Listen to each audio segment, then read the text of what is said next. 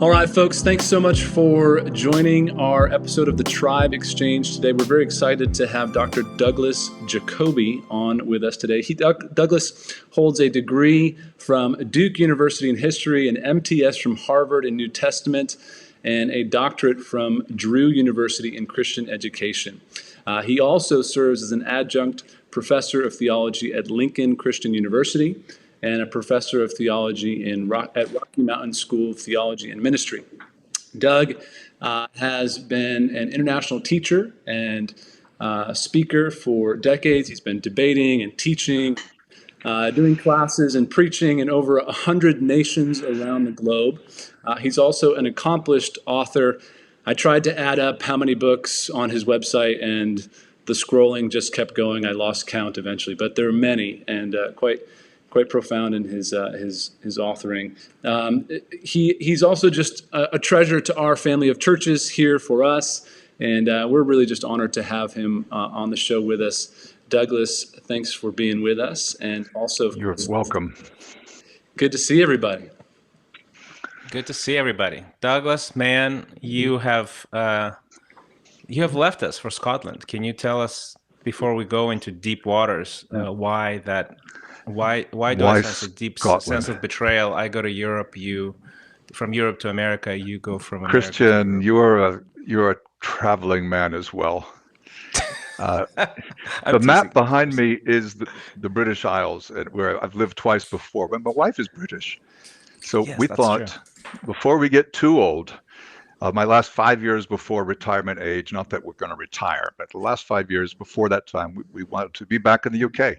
And in the UK, Edinburgh is our favorite city. So we're relatively near a lot of family members, and we really like it here a lot, even more than Texas. Very cool. That's fantastic. Texas isn't bad. Well, we're just really excited to have you on the show. We're going to jump into our conversation here in a minute, but I was hoping we could just start off to hear a little bit of your spiritual journey and kind of how you went from seeking Jesus to, international teacher and author and professor. How did that journey happen for you? Well, it certainly wasn't planned. There was no map. I started seeking God in my junior year of high school.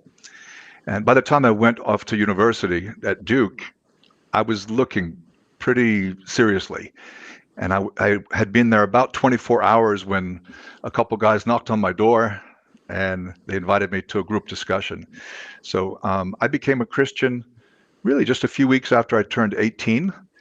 And eventually I graduated, moved to Boston, where there was a very exciting church and great evangelistic emphasis. And I was able to join a church plant, a mission plant in London. And because London is a crossroads of the world, I started getting connected kind of all over the world. And because in Europe, as you know, Christianity is much weaker culturally. Christian evidences became extremely important. And so I developed a lot of material to answer other people's questions and my own. And then I met people from other countries, and sometimes I followed them back. So it kind of all emerged out of that, of living in Europe and doing teaching. And I worked for church for 20 years. This is almost 20 years now, independent. But I just had a lot of great opportunities. So things just developed. I love to learn. I teach that a Christian is supposed to learn all his or her life long. This doesn't stop. It's very sad when I see older people making excuses that, they're not even going to try, Sure. Because it's just good for us to stay active. Yes, very good. Cool. Well, one of the things we're excited to unpack with you is the topic of progressive Christianity, and I know that for some of our listeners, that's something that they're very attuned to, the topic of it. They're very keen to what's happening in the current of progressive Christianity. For others, that's maybe a coined phrase that they've heard somewhere, but they're not really familiar with it. So I did a little bit of homework here before our talk and looked up two definitions that I thought I would read, and then I'd love to just hear how you would define progressive Christianity. So this was actually interesting because I just did a Google search of progressive Christianity, and there's a progressivechristianity.org. Like there's a whole website that's well established to it. I had no idea. But this is how they define it. They say, progressive Christianity is an open, intelligent, and collaborative approach to the Christian tradition and the life and teachings of Jesus. And then I did, of course, what we all do, well, what I do at least, Wikipedia, right? Had to go to Wikipedia and find out. And so this is Wikipedia's definition. Progressive Christianity represents a postmodern theological approach. It developed out of the liberal Christianity era of modern era, which was rooted in the Enlightenment thinking. It seeks to reform the faith via insights of postmodernism and reclaiming of truth beyond verifiable historic and factual passages in the Bible, by affirming the truths within the stories that may not have actually happened. So those are some definitions out there. I'd love to hear. How would you define this idea of progressive Christianity? Well, first, to say it is a very hot topic. Yeah. It has been for a little while, but it's like even this last week, I can't believe how much material has come my way, how many questions have been asked. The idea of being progressive, being open and intelligent and collaborative, that sounds great. We need to be open-minded, but not too open-minded. We don't want to let stuff come in that's nonsense. Not all ideas are equally valuable. And the idea of progress is good. I mean, it's an attempt to connect with the world, to the Christian faith be relevant. That's a positive thing. But we have a guide for how to do that in the scriptures themselves. And I think that progressive Christianity is a little too open for a lot of ways. I'm not questioning people's motives. I did my doctorate at a school where this was definitely taught. I had several years of that. That was back in the 1990s. But the idea of connecting with culture and moving on and progressing, that's great. But we never progress beyond the gospel. So I just begin with some concerns. How much do you want me to say, Elias? Well, you're doing great. It's very helpful. Yeah. Well, so that definition you read from the Font of All Wisdom, Wikipedia. Oh, right. So it mentioned modernism and postmodernism. So modernism, think 19th century confidence, science and technology will rescue us, and we'll figure out the world. We'll be able to make predictions. Things will be clear. Things get better and better. It's very optimistic. Postmodernism is born out of disillusionment, particularly in the 20th century. And this entails a radical skepticism, a doubt about truth claims, about authorities. Postmodernism emphasizes that all of us filter data when we're moving towards a conclusion. And that's good, that's valuable. Because if we're not aware that we are subjective, no one's totally objective, then we'll be arrogant, we'll make mistakes. So even postmodernism brings up some very important concerns. And yet both of these isms, postmodernism and modernism, are similar in a way because they're fairly dogmatic. The modernist thinks you can know for sure. When he or she reads the Bible, they think that the Bible means exactly what it says. You don't need to interpret it, which of course is an illusion, and that's naive.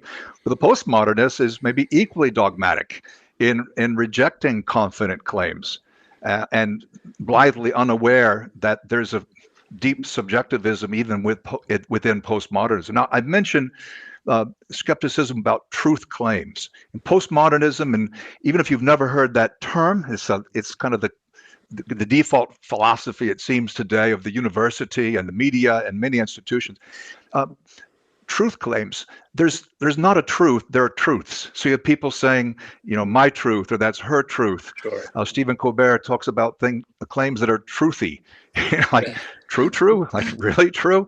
I thought truth was a perfectly good word. Why did it have to be totally redefined? It's like, in postmodernism, you have values instead of morality, instead of virtues and vices, that is right and wrong. And sin, it's values. That's what you value. It may not be what I value. Whereas I thought sin and virtue, these are perfectly good words. Even the word value now has been kind of messed up. And of course, the word tolerance. Whereas when I was young, when you were young, people still thought tolerance meant you tolerated someone, a person, you tolerated people, you tolerated someone with whom you disagreed. But now there's a false egalitarianism of ideas. You're thought ungracious, maybe unchristian, unless you validate everybody. No judging. I'm not judging. No judgment. We hear that phrase a lot. We'd want to offend somebody by saying we think you might be wrong on something, which itself, that attitude spills over into progressive Christianity. So there's almost like a dogma against dogmas, right? Yes, which is deeply ironic. Yeah, like And an intolerance of intolerance. when someone says there's no absolute truth, except the absolute truth that there is no absolute truth. So it's self-refuting. So why? It makes sense. Okay, kind of post-enlightenment, and there's been an evolution of thought since then. It's kind of seeped in, but it does seem like it's accelerated in this last season of our global community, certainly here in the West and in the U.S. particularly. Yes. Why do you think some of those ideas are so quickly being adopted or married, maybe not holistically adopted, but married to the faith of many Christians right now? Why is it taking off? There's a hybridization. Well, I mean, it's maybe in part because it feels good. And if our enlightened common sense, our personal judgment, our feelings are so important, the individual is so important, then an ideology that affirms our right to seek happiness is going to be popular. But this isn't new. I mean, I don't know how far back we could go. I mean, certainly in the 60s and 70s, you have the sexual and homosexual revolutions. You have the revolution in drugs and kind of the redefinition of the family. But we could go back a lot further than that. I mean, things were getting very loose in the 1890s, and we could go further back than that. But I think the moral revolutions starting in the 60s, especially, have led to legislation, changes in law, changes in perception, and after decades of kind of mirroring and coloring these issues in the media, it's become almost strange to think any differently. I had another thought, and that's virtual reality. Now, when virtual reality is getting so good, it is almost hard to know the difference. And some films have that kind of a theme. Sure. Wow, do I choose the virtual world or the real world, which is kind of boring compared to it? So that kind of seems to resonate with the idea of truths. It's your reality. Now, I always say, yeah, that's your experience, or this seems real to you. I don't use phrases like that's your reality or that's your truth, right? Because that to me is actually nonsensical. I mean, one other thought I had, I have to say this. I would say we have perfectly good words like truth and values and tolerance, but now in postmodernism and in progressive Christianity, a lot of words require the suffix phobia. Okay, so obviously we have homophobia, and you have xenophobia, and there are other phobias. The truth is, phobia is a fear. Just because you disagree with something doesn't mean you're afraid of it. There are a lot of things I don't really agree with, but I'm not afraid. I just disagree. And there's a perfectly good Greek word for disagreement. I mean, there's the word diaphora in ancient Greek. You don't have to say phobia, but it's almost like preemptively taking the high ground and implying that someone has a psychological issue if they can't get over it and they're afraid and they freak out because someone is different. And I think that's actually quite unfair. Because some people are afraid of foreigners, but and that's not a good thing. And I think we need to be loving and affirming to all people, including homosexuals and anyone else. But sometimes the vocabulary that's promoted also, I think, strengthens this acceleration that you mentioned. And that almost becomes the dogma, right? Like the dogma becomes, if there's any the cultural norm, phobia, then immediately the response must be, you have to. It's not tolerable, and it must be affirmed, right? the acceptance Right. wasn't affirmed. We're losing our way, and we want to be affirmed, not rejected. We want to be accepted. And if we're thought to be narrow or bigoted, prejudiced, that's a really bad thing. It seems to bother people a lot more than at any time in history before. Yeah. And of course, we shouldn't be narrow or bigoted or prejudiced, but we need to have some guts. Just because you disagree with something. I'm sure even that, maybe there's an acceleration. Maybe there's, because I think sort of there's a culture becomes more standardized across the globe because of the massive information revolution, right? So it's yes. Every piece of the world is connected, right? And any movement, any sentiment just travels much faster than ever before in history. And yet at the same time, what you mentioned before is that this is not a new thing, right? Like I can even argue, I think I was in Florence like 2 years ago, and I would read on it and watch some documentaries, and I was in the midst of this place that changed the world. Right. Like you're in Florence and you go, the Renaissance was the cradle of the Renaissance, and things that happened here were just drastically tectonic shift level changes in perception and culture and acceptance and aesthetics, architecture, all of them, you name it, right? Sexuality as well, by the way, right? Yeah. That the rediscovery of the old Greek, the cult of the body, that came from there, all those things. And so I guess the reason I'm saying those things is because when you're in when you don't look beyond your historic context, that's the generational 20, 30 years, right? Right. And you don't understand, and you don't research sort of perspective.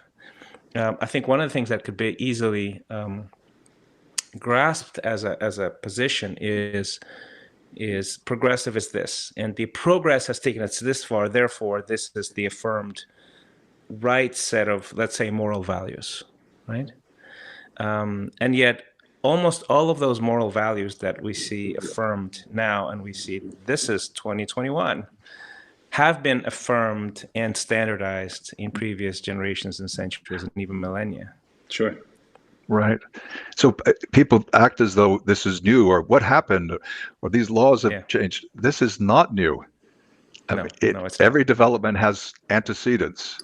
And in the lifetime of our lifetime, our parents, our grandparents, things have been changing rapidly, but it's certainly not brand new. Yeah, I've actually heard a parallel from a guy named Mark Sayers. He drew a parallel to even first century Gnosticism, right? Kind of the truth within you, seeking, no longer organized religion, but a spirituality that is enlightened, that's leading you to the divine self that you will become. That those are same messages that we're getting, 2,000 years later, just packaged in a different way, essentially. It's the New Age movement. Right. Yes, that's correct. Which has been gaining ground since the late 1800s, and now Gnosticism has come back as Gnosticism as well as in the New Age movement. Sure. But this caused huge problems in the church, especially in the second century. A lot of people were sucked into it. Yeah. Can I ask you this? So I was reading some early father testimonies and letters and things like that. And there's this one, I don't have it handy, unfortunately, but there's this one letter that was addressing the norms of the time. And this gentleman, who, to my shame, I don't remember who it was listing the moral norms of the time. And half of them are the things that people are fighting for as, sort of this modern new thing. And they were completely established at the time as the norm in several cultures, like Greek and Roman, for example. And then there's another whole list of norms, things that were considered normal, sex with boys, right? Pedophilia, what's called pedophilia. Right. It's the love. It's actually it's a dirty word now, and it's a no-no, but it was completely accepted for centuries. And unfortunately, some of the Greek philosophers we might sort of appeal to. They were practicing that very openly, and it was a normal thing, right? Socrates, for example. Socrates, yes, notably was a lover of boys. So, so it's fascinating. One of the things that I'm curious about your take is this: is okay. So there's a list of moral choices, standards, things that people find acceptable and unacceptable. And that early author was listing those things, and I go, what struck me as fascinating is that, okay, so even then there was a list of things that were widely acceptable, and thought this is progressive, this is modern, this is enlightened, this is intellectually advanced, and the author was obviously saying, but the way of Jesus is different. These are the things that we reject because of Scripture. So it's almost like, even at the time, some Christian standards of, some things that we pull from the Bible, that we feel like we interpret from the Bible about the world, seemed backwards even 2,000 years ago, right? That's right. And yet, so how do you feel like this is accurate? What would you say about that? I think it is. The ancient world, the pagan world, the world of Mediterranean Greco-Roman culture was remarkably similar to our modern world. We're guilty of the chronological snobbery. We think we're so advanced, or we got this idea for the first time, but it goes way back. What you're referring to, I think I'm going to write that down. Chronological snobbery. Yes. I didn't make it up. But Origen, when he spoke to Celsus, this is 3rd century, they had a discussion that reminds me of that. Tertullian, the lawyer in North Africa, became a Christian, late 2nd century, mid to late 2nd century. Maybe some others, but this is not new, and we should know that even just from the New Testament. You read, just say Romans chapter 1, it lists a lot of the things that were typical of the ancient world. They weren't saying, Paul the Apostle is not saying, watch out in centuries to come, or maybe in 2,000 years, don't get swept up into this. No, this was what was going on at the time. And so Correct.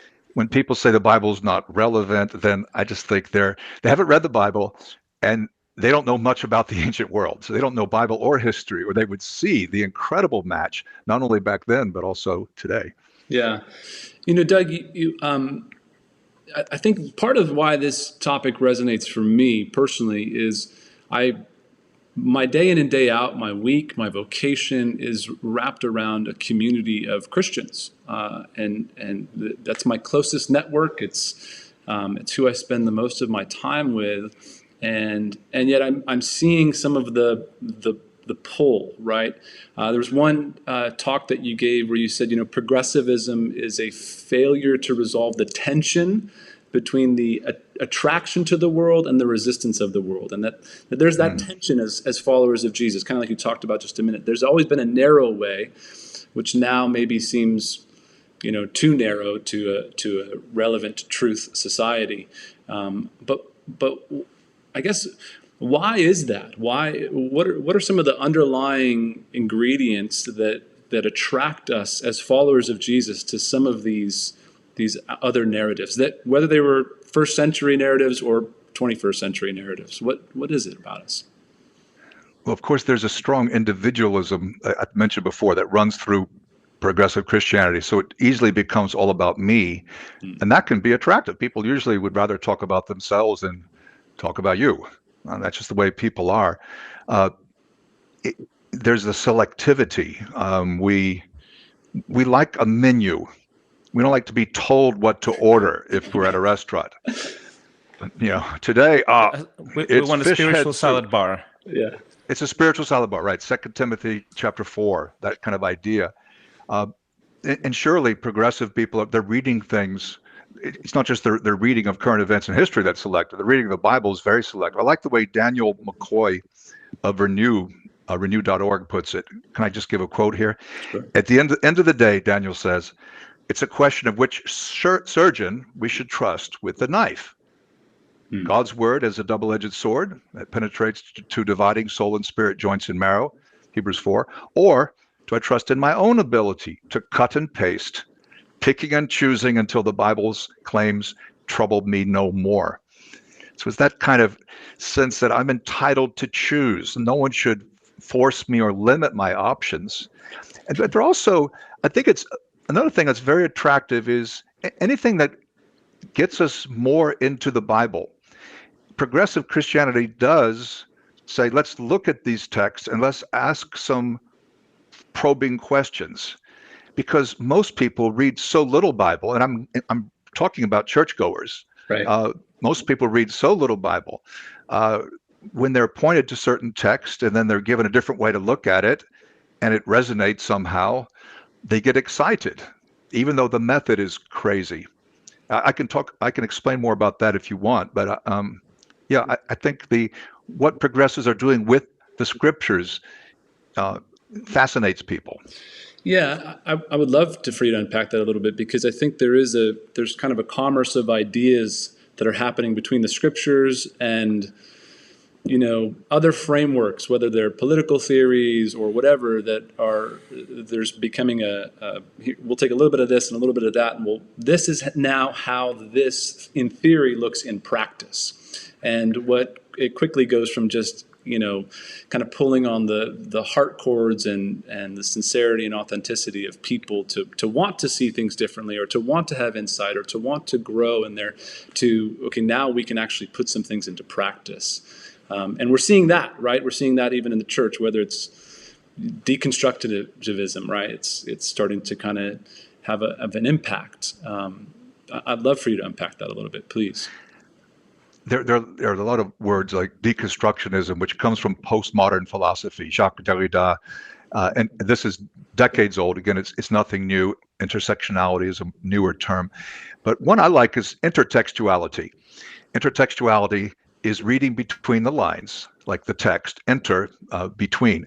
So you're reading between the lines. So if you read the Israelites taking over the promised land in the book of Joshua, read between the lines. Whose voice is being suppressed? You're not hearing from the Canaanites. What if they wrote the history of Israel coming into the conquest? And so there's an implication, Right. There's another side, or maybe even who's to know who's right? Maybe they're both right, maybe they're both wrong. And this leads to radical skepticism. You read between the lines because the winners write the history books. Well, Right. of course, that's a valid point, and history books are often skewed. And I read a lot of history, and I have no problem with that caution. But the implication is you can never really know, because it's the powerful who determine the narrative. And wait till the underdog gets power, then it'll be a different narrative. And well, that I don't think that really follows. And it reduces truth, philosophy, religion just to brute power, to politics, which is the management of power. And we're seeing that more and more, people thinking, oh, that's the way, politics is the way. Right. And they're not aware that the Bible says we don't fight with the weapons of the world. We've rejected the methods of politics. And I should clarify, I'm talking about politics at the higher level, not necessarily president of your student council or your homeowners association, but the higher up, the harder it is to be clean. And politics relies ultimately on coercion, because we're going to enact laws or enforce laws to force people to do what we want them to do. There's coercion, there's slander, misrepresentation, oversimplification of complex ideas, leaving the wrong impression. It's dirty, it's disgusting, and that kind of politics Christians should have nothing to do with. Yeah. And it's a very dirty game. We need to be careful. It's not that we shouldn't speak or be supportive or show solidarity, but be careful who your bedfellow is. Well, and I think that's a really even-handed way to approach the idea of progressivism, right? Because there's a tendency to kind of think of it with, to marry it with the liberal progressive movement, and certainly there's an appeal to that in progressive Christianity, right? But there's also the other side of it, right, which is the whole spectrum of politics, which, whether you're right, center, left, or whatever, there's a nature of progressivism that is kind of adopting politics as, I think Leslie Newbegin said, would be the new religion, right, of the West, right? Yeah. We would have political religions, and politics are within our political world today. We have preachers and worship services and dogmas and conversion stories and narratives of the utopian future that one day will be. It become a religion, right? And we see that too. Regardless of the side of the aisle that you're on, we see very much again kind of this marriage of a framework and an allegiance even to authorities with the Christian Yeah. narrative. And so, Equating a political party, whatever country you're in, equating a political party with authentic Christianity that's a big mistake. I mean, it doesn't exist. Most parties agree on far more than they differ on. And they agree that we want power, we want control, we want to keep it once we get it. We want the good life. It's never about the pursuit of holiness. right. It's always about rights, pursuit of happiness, and me. And really, from a European perspective, because I'm obviously thousands of miles away from you, both of you in Austin, Texas, the two major parties in the U.S. don't really look that different. And that may sound crazy, but from my perspective, they're not that different. Yeah. There was a. I want to run this. Just recently, I was reading this this piece from 1896 by Leo Tolstoy. He wrote a letter to a friend of his, and then it was published in London much later. And the title in London when it was published was called "A Letter to Russian Liberals." And he sort of deals with that. He basically deals with this. He sees it from the perspective of power. That anything that has to do with politics has to do with power. So the two approaches he names as something that frustrates him are exactly the two approaches that we see. And he basically says, look, the first one is the revolutionaries who want to take power, and that requires force. And if that requires force, it means that it's going to require force to stay in power, which will basically, deny the whole idea of making things better. And the other is this negotiation, sort of attrition, the war of attrition, political activism that essentially gives concessions and compromises for incremental day-by-day progress, as a political struggle. And he basically says, this is, he was frustrated. He was basically commenting on the state of the world, and he could have been speaking in 2021.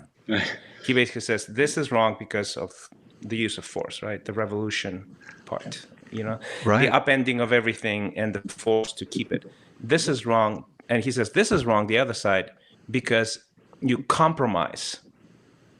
You are negotiating with a power and you're compromising all the time. And he goes, what I say is that we should live a life of love and adding value to people's lives and not compromise.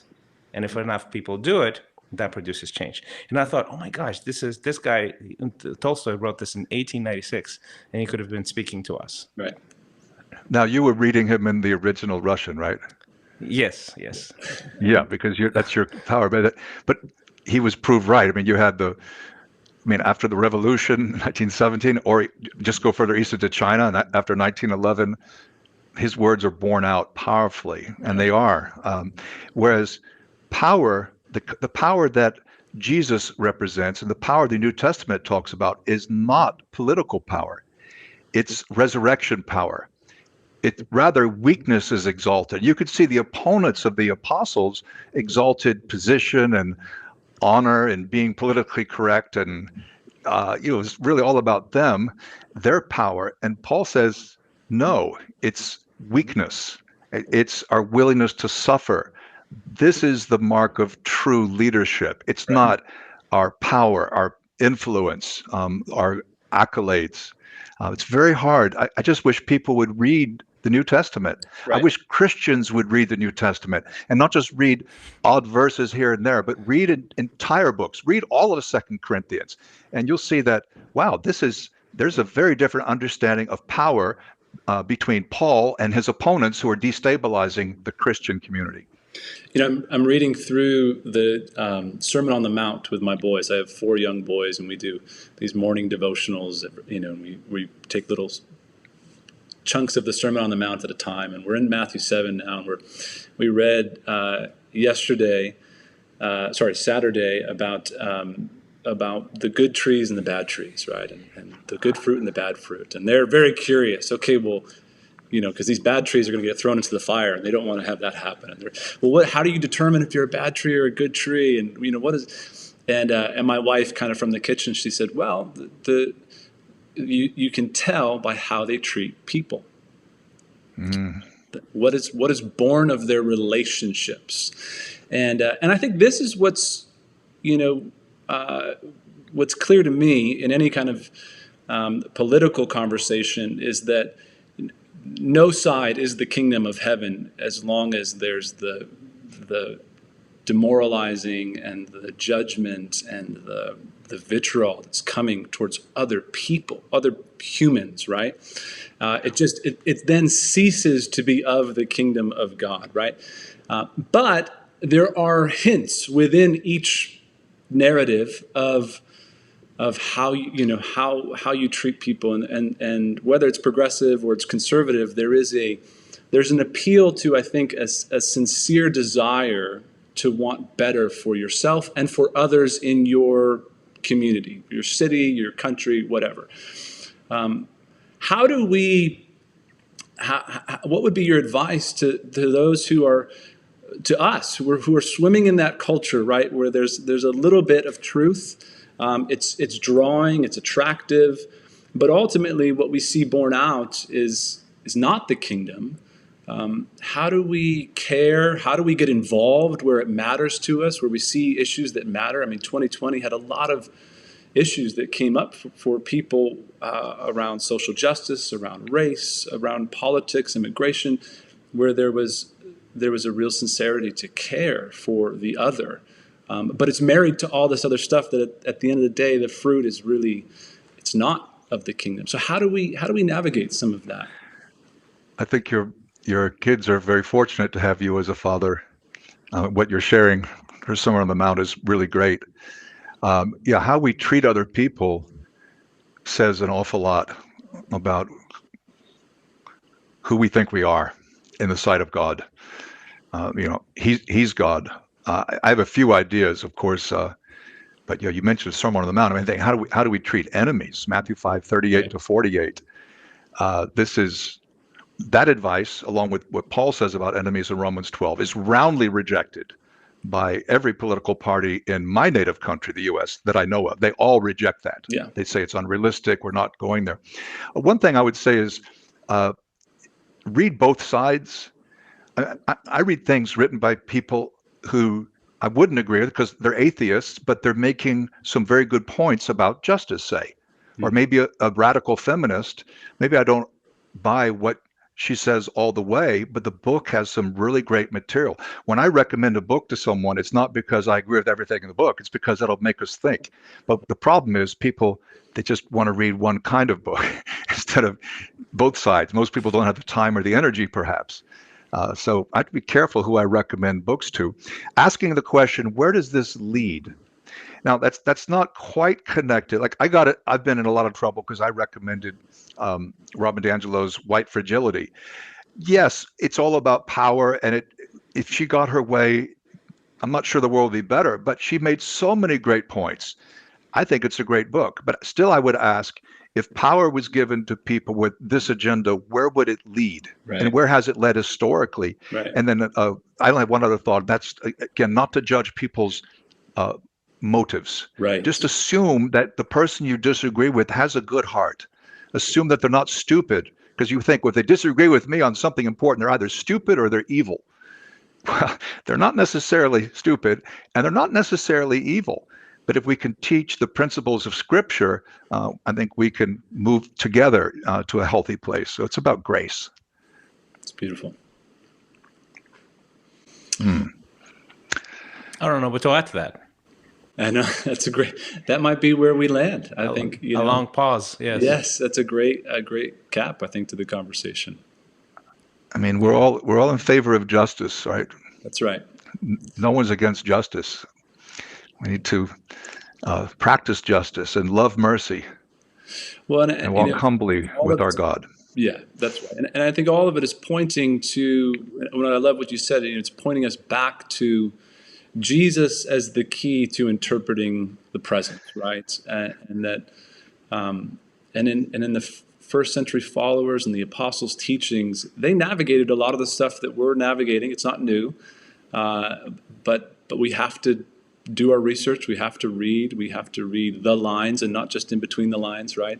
And ultimately going back to Jesus, who, one of the things that we're really interested with this podcast even is that idea of the third space, that Jesus, he wasn't completely of the kingdom of earth and he wasn't only of the kingdom of heaven. He was bringing the two together, and somewhere in the middle is where Jesus lives. And how do we get there is really the agenda, right? How do we live in that space? So That's a great phrase, the third space. yeah. A third drive. A third drive. But see, already, but not yet. The future has come early. It's already dawned. That's right. But we're not totally in the future. We're still, it's an overlapping of the ages. Yes. And that means we're always going to be somewhat challenged to find the balance, to know exactly what to do. Yeah. So we should act like, oh no, we know exactly what to do. But if we'll take our cue from Jesus and from the scriptures, certainly we'll have a better balance than they would if we just get blown by, the winds of whatever is popular these days. Yeah. Well, Douglas, this has been a fantastic and very helpful conversation. I appreciate it. Where can our listeners find out more about your work and what you're producing? Probably the easiest way is just visit my website. You can sign up for my free weekly newsletter, which has biblical material, and that's Douglas. It's my first name and my last name.com, so you can see it on the screen. Douglas Jacoby, DouglasJacoby.com, and just sign up. I've got about more than 10,000 pages there. I have a podcast that comes out 3 times a week. I want to recommend, from my perspective, is that please sign up for the newsletter. Yeah. It's very, very relevant every single time. So just leave your email. You won't regret it, I promise. Sign up for the newsletter, and you get it in your inbox. All that information here in our post links as well. Yeah. Great.